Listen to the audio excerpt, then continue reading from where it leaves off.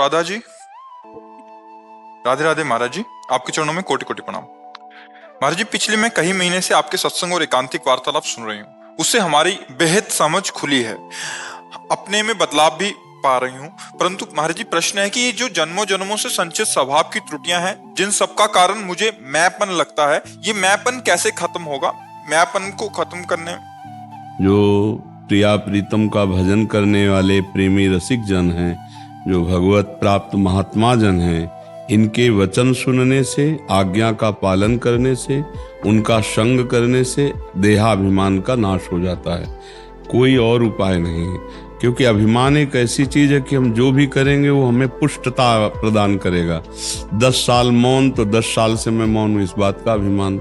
मैं फलाहार, मैं दूधाहार, कुछ भी ये गुरु कृपा से नष्ट होता है। तो भगवत प्रेमी महात्माओं के संग से अभिमान का नाश होता है। जैसे कागभूषुंड जी के पास जब भगवान शंकर ने गरुण जी को भेजा तो उमा जी ने कहा, आपने क्यों नहीं समझा दिया?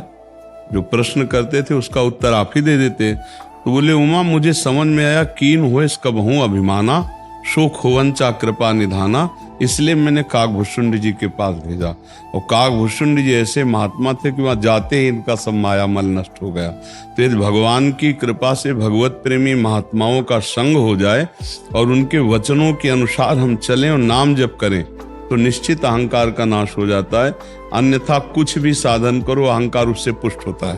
अहंकार सत्संग से नष्ट होता है, साधु समागम से नष्ट होता है। भगवान से प्रार्थना करो कि हम संतों की आज्ञा में चल पावें, गुरुजनों की आज्ञा में चल पावें, तो अहंकार का नाश हो जाएगा। भगवान की कृपा से गुरुदेव संत महात्माओं का सानिध्य मिलता है। जब द्रवहि दीन दयालु राघो तो साधु संगति पाइए, और जहां साधु संगति मिली तहां अभिमान नष्ट हो जाता है। ये निश्चित रहे कि भगवत प्रेमी महात्माओं के संग से ही देहाभिमान का नाश होता है, अन्यथा वो बना ही रहता है। क्योंकि भगवत प्रेमी महात्माओं की कृपा से ये ज्ञान प्राप्त हो जाता है। कल भी एक प्रश्न था कि मेरा अहंकार नष्ट कैसे हो, तो हम कई बार कहते हैं कि गौर से देखो, तुम में कोई सामर्थ्य नहीं। भगवान के द्वारा दिया हुआ तुम्हें शरीर है, भगवान के द्वारा दी हुई बुद्धि है, भगवान के द्वारा उसी घर में तुम्हें जन्म मिला, भगवान के द्वारा वैसा वैभव मिला, तो सब भगवान ही कर रहे हैं। और आज भी सामर्थ्य जो आपके हो भगवान के, तो फिर दोष क्या है? दोष है कि आप उस सामर्थ्य को गलत मार्ग में ले जा रहे हैं, आप अपनी सोच को गलत कर रहे हैं। यदि वो शक्ति मिली है, जैसे 100 रुपया मिला है, तो आप 100 रुपया से दूसरे का हित भी कर सकते हो, और 100 रुपया से अपना और दूसरे का अहित भी कर सकते हो, और 100 रुपया से किसी रोगी की दवा, तो उसका हित हो सकता है। तो ऐसे हमें भगवान ने धन दिया, सामर्थ्य दी, बुद्धि दी, और उसका हम पाप में प्रयोग करें तो हमें दंड मिलेगा, पुण्य में प्रयोग करें तो सुख मिलेगा, और भजन में प्रयोग करें परहित की भावना से तो भगवान मिलेंगे। भगवान ने थोड़ी केवल छूट दी, आपको जो सामर्थ्य दी, जो विचार दिया है, जो सामग्री दी, आप उसका प्रयोग कहाँ करते हैं, इसकी छूट है। वह सब भगवान की सामर्थ्य से है। तो अहंकार करने लायक तो कुछ है नहीं, मुझे लगता है। ज्ञान से देखो तो किस बात का अहंकार? एक यंत्र में चढ़ा हुआ खिलौना नाच रहा है, और वो अहंकार करे मैं बहुत बढ़िया नाच रहा हूं, तो उसकी मूर्खता है, क्योंकि उसमें तो पावर बिजली का है, इसी बात से नाच रहा है। तो ऐसे तुम में पावर भगवान का है। तो दंड इस बात को मिलता है कि आप पावर का दुरुपयोग करते हैं। अगर पावर का सदुपयोग करें तो आपका कल्याण हो जाए, आपका मंगल हो जाए। तो अहंकार तो मुझे लगता ही नहीं कि किस बात में अहंकार करे। प्रभु ने जो मुझे सेवा दी है उसे सम्यक रूप से करना है, कोई अहंकार की बात थोड़ी, ये कोई दोष की बात थोड़ी है, तो करना ही चाहिए।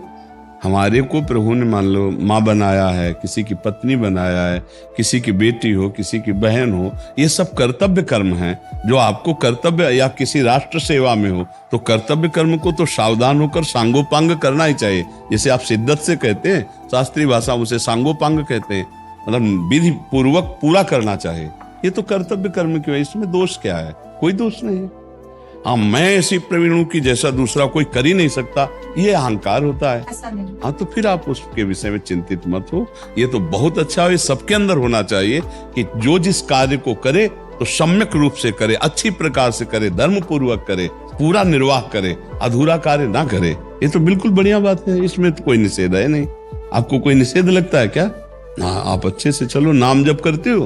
हाँ बस, पर इसमें बहुत मन नहीं लगता है। मन लगे या ना लगे, जहर बिना मन लगाए खाओ तो भी मरी जाओगे, अमृत बिना मन लगाए पियो तो अमर ही हो जाओगे। तो बिना मन लगाए भी नाम जप करो, तुम्हारा मंगल कर देगा।